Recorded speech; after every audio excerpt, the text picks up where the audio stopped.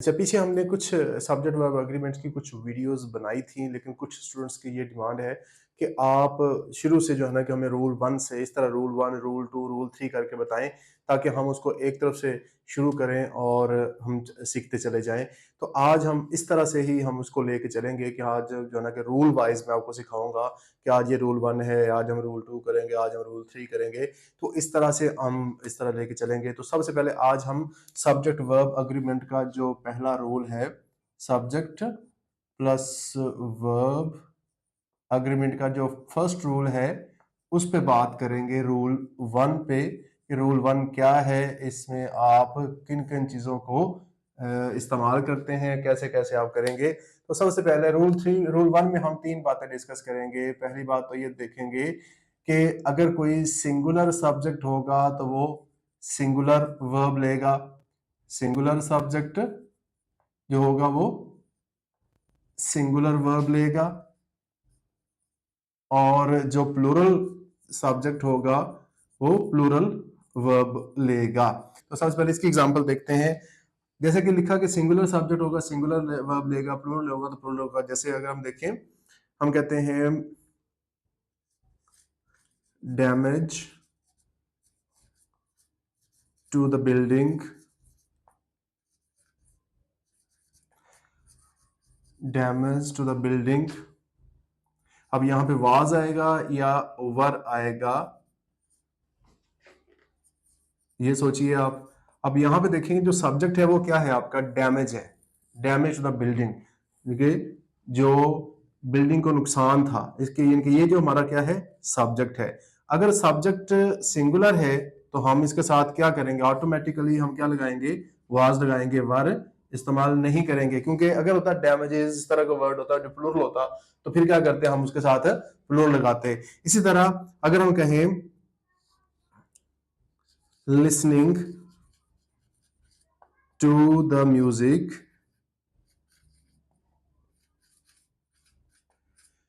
is आएगा या are आएगा, enjoyable। जी, अब बताइए आप कि इसमें क्या आएगा, listening to the music, music को सुनना। यहाँ पे क्या था, लिसन हमारा क्या है, सब्जेक्ट है। और ये सब्जेक्ट, ये टू द म्यूजिक जो है सब्जेक्ट नहीं है, ये उसके साथ एक्स्ट्रा वर्ड्स हैं। तो क्या होगा, अब यहाँ पे सब्जेक्ट क्योंकि सिंगुलर है तो इसके साथ क्या आएगा, इज आएगा। और प्लूरल इसलिए नहीं आएगा क्योंकि अगर लिसनिंग जो है इसकी जगह पे कोई और वर्ड होता जो प्लूरल होता, तो फिर हम प्लूरल इस्तेमाल करते। इसी तरह देखें, एक और एग्जांपल हम कहते हैं जी, देखें effects of the climate change do और डज नॉट लूज बर्थ। अब देखिए इफेक्ट्स, अब जो है जो सब्जेक्ट है हमारा ऑब से पहले है और ये हिस्सा सब्जेक्ट नहीं है, तो क्या होगा, इफेक्ट्स जो है हमारा प्लूरल होने की वजह से क्या होगा, इसके साथ डू आएगा ना कि डज। तो इसी तरह देखें कि जो सिंगुलर सब्जेक्ट होता है वो सिंगुलर वर्ब लेता है, जो प्लूरल सब्जेक्ट होता है वो प्लूरल वर्ब लेता है। तो इस तरह देखिएगा कि जो शी ही शी इट, इसी तरह अगर हम कोई नाउन ले लें, सिंगुलर नाउन अगर हम लेंगे, सिंगुलर नाउन, तो वो भी क्या होंगे, हमेशा singular helping verb, singular verb ले रहे होंगे। सिंगुलर होने की वजह से वो क्या होंगे, सिंगुलर वर्ब लेते हैं। तो लाजमी नहीं होता कि आपके पास सिर्फ ही शी इट या सिंगुलर नाउन। अब सिंगुलर नाउन का मतलब डैमेज भी सिंगुलर नाउन था, लिसनिंग भी सिंगुलर नाउन था, इफेक्ट जो था प्लूरल नाउन था, इसलिए उनके साथ क्या आ रहा है, वो हेल्पिंग वर्ब और verb according to the subject word इस्तेमाल हो रहे हैं। आगे देखें, कुछ ऐसे वर्ड्स हैं जैसे with, along with, as well as, in addition to, together with, besides, of, not, but, including, excluding, comprising, holding, having, like, accompanied by, possessing, etcetera.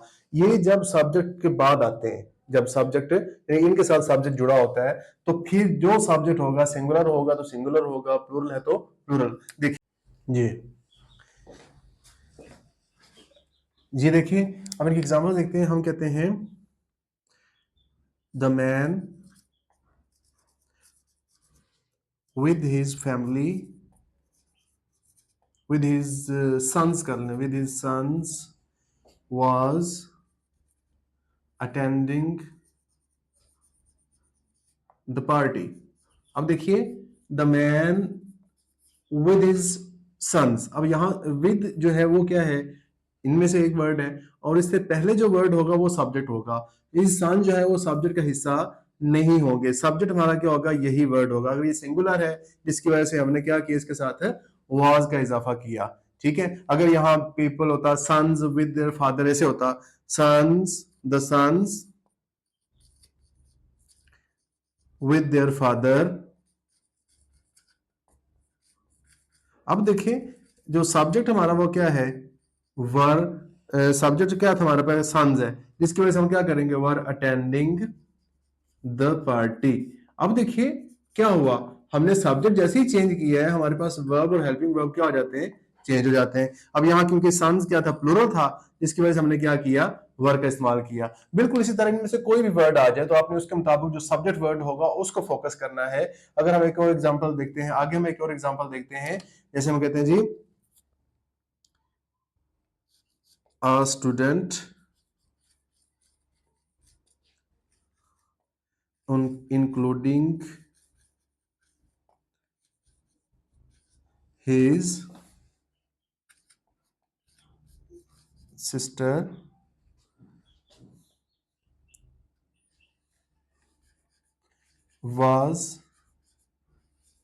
were deserved for the reward। अब आप सोचें क्या होगा, a student including his sister, was होगा या वर होगा, ये आपने सोचना है। फिर मुझे बताना है कि इन वर्ड्स में आपने कैसे लेके चलना है। एक और एग्जांपल देता हूँ, ये आपकी असाइनमेंट होगी जो आपने कैसे करना है इसको। आगे देखें, हम कहते हैं my mother not your sisters, is आएगा या आर आएगा। अब देखें not your sisters, my mother, ठीक है। अब नॉट योर सिस्टर, अब इसमें जो कॉन्सेप्ट वो क्या है कि ये नहीं, ये सब्जेक्ट का हिस्सा नहीं है, ये नो सब्जेक्ट। जबकि सब्जेक्ट क्या है हमारे पास है, my mother is coming today, not your sisters, ठीक है ना।